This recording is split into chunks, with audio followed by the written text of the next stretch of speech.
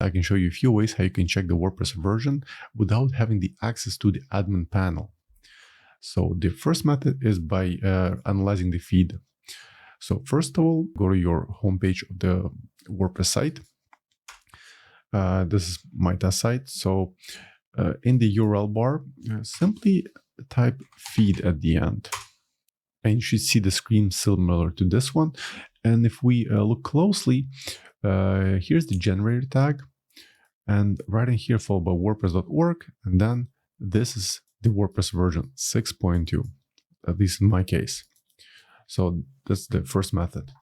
The second method is simply, once again, go to the homepage and right-click on anywhere on the screen and press Inspect.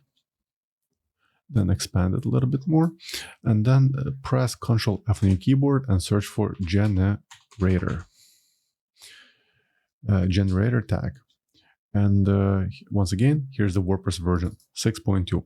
Oftentimes, this method may not work simply because if you have a security plugin installed on your WordPress site, it will mask the actual WordPress version.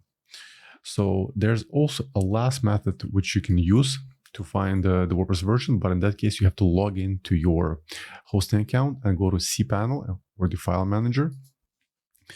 And then look for the root directory where your WordPress is installed.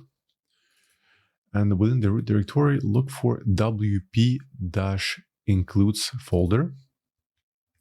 And within the wp-includes folder, look for a file called version.php. In my case, it's all the way at the end.